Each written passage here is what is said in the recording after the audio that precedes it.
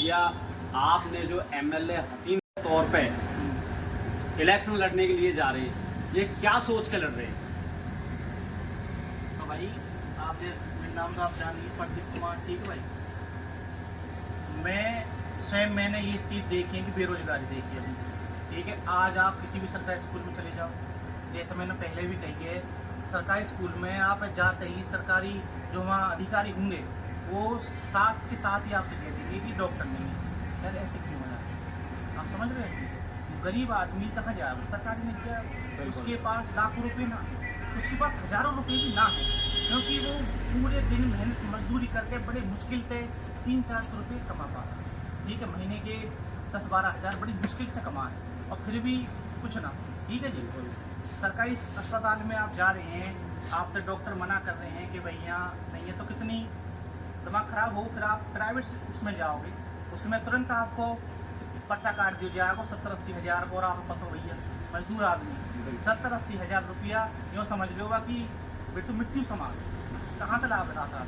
बिल्कुल। तो भैया ये हमने भी स्वयं देखी है, हमारी माँ बीमार हुई एक बार, तो हम सरकारी अस्पताल पहुँचे, तो हमने देखी कि हमसे डॉक्टर ने रात को, मतलब जो वहाँ के बोर्ड हुए उन्होंने कह दी कि डॉक्टर साहब नहीं, हमें प्राइवेट हॉस्पिटल जाना पड़ा, और हमारे कई हज़ार रुपये उसमें लग गए, हमें जो रातों रात फ़ोन करके किसी से उधार लेना, ठीक है जी। तो यूँ भी एक कारण है राजनीति में आने को। और सबसे मेन चीज़ हमारे यहाँ रोजगार।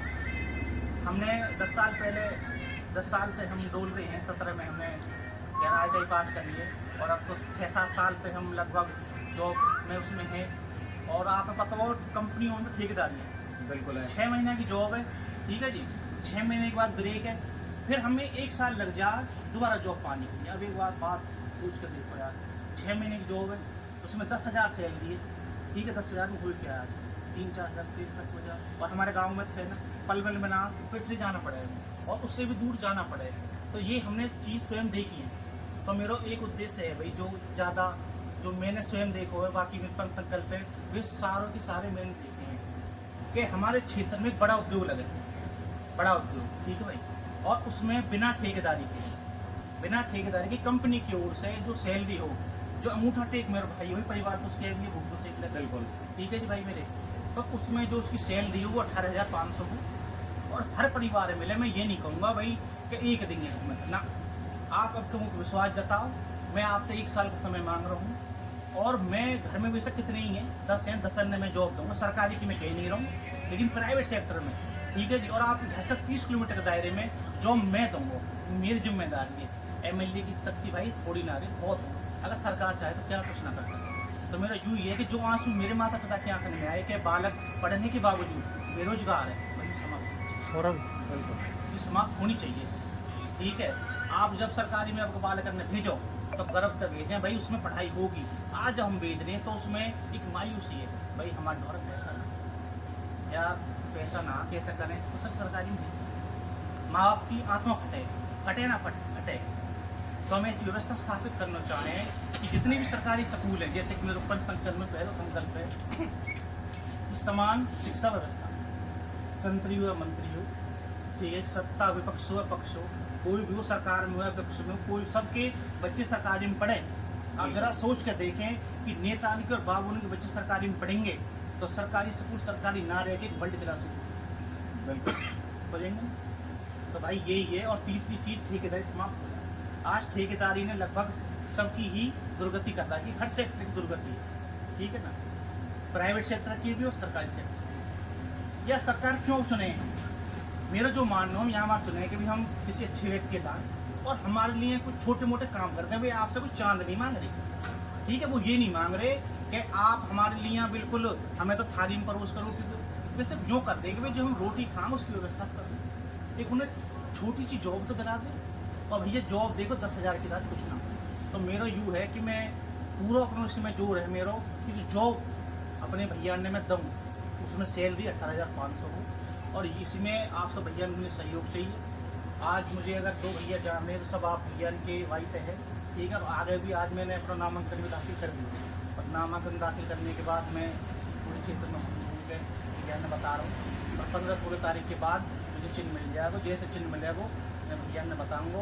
पर एक चीज़ आप सोचनी पड़ेगी, ठीक है भैया, मैं आपसे इतना और थोड़ा सा मुझे सहयोग चाहिए कि मेरे साथ चले, पालन ढोरा चले।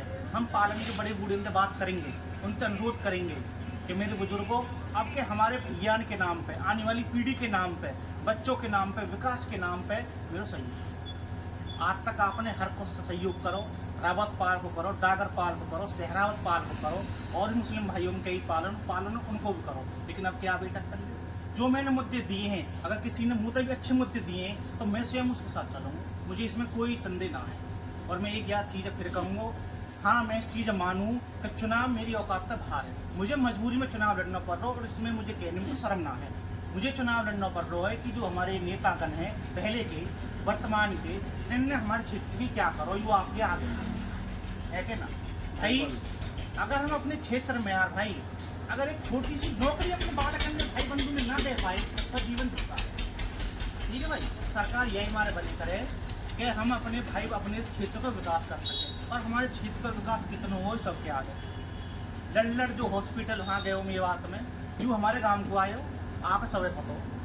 ठीक है, और भी कई ऐसे संस्थान हैं जो हमारे गांव के लिए आए हैं, लेकिन हमारे गांव की राजनीति बहुत कमजोर है, वो दूसरी जगह चले गए। तो इसका कारण क्या है, यूँ जरा विचार करें। ठीक है, और हम पालन से बात करेंगे, और मुझे ना लगे कि जो हमारे बुजुर्ग है वो ये बात ना समझेंगे। हम 4 भैया मेरे संग चलें, 4 बड़े बूढ़े चले, मैं उनसे हाथ जोड़ कर अनुरोध करूँगा। और अगर कोई पाल के बड़े बड़े बुजुर्ग देख रहे हों तो उनसे मेरा यूँ अनुरोध है कि अब की बार विकास के नाम पे, सिर्फ और सिर्फ विकास के नाम पे, और मेरे पंच संकल्प हैं, अगर उनमें कुछ कमी है तो मुझे बताएं। पंच संकल्प सिर्फ और सिर्फ हमारे क्षेत्र के विकास के लिए आएंगे, और वो अपने सभी बड़े बूढ़े को, पालन को, और सभी सब उसको सहयोग चाहिए, जब भी भैया कुछ हो पाएगा।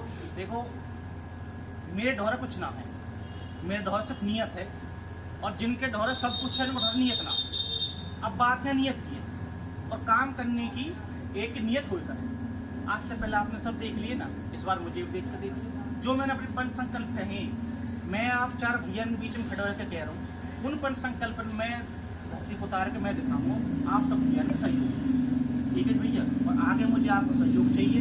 और फिर मैं एक बात दोबारा दोहराऊंगा कि सभी बात इस बार ये ना देख के कि भाई कोई हमारी जाति का या हमारी पाल को या को ना देख के, सिर्फ और सिर्फ अपने क्षेत्र के विकास के लिए, अपने आने वाली पीढ़ी के लिए कम से कम वोट करें, मेरा सहयोग करें। ठीक है जी भैया, हम किसी के विरोध ना, हम किसी के लिए गलत बोलें ना, हम किसी के पक्ष में कह रहे, हम सिर्फ और सिर्फ अपने क्षेत्र और अपने भाई बंधुओं के पक्ष में ही मैं बात रखना चाहूँ। और आगे सिर्फ यूँ ही है कि थोड़ा इस चीज़ में मेरा सहयोग करें। ठीक है जी भैया, और अगर कुछ मैंने कुछ गलत कह दी हो तो मेरे बड़े बूढ़े मेरे भाई बंधु मुझे क्षमा करें भाई। ठीक है जी, मेरे सिर्फ एक ही उद्देश्य है राजनीति में आने को कि मेरे क्षेत्र में कोई मेरा भाई रोजगार ना हो, ज़्यादा बड़ा ना बनना भैया, सिर्फ इतना बनना है कि मैं किसी परिवार के आंसू पहुँच सकूँ। ये थे हमारे परवीन भाई, निर्दलीय उम्मीदवार विधानसभा क्षेत्र हतीन। तो ज़्यादा से ज़्यादा भाई साहब हमारे भाई का सपोर्ट करें,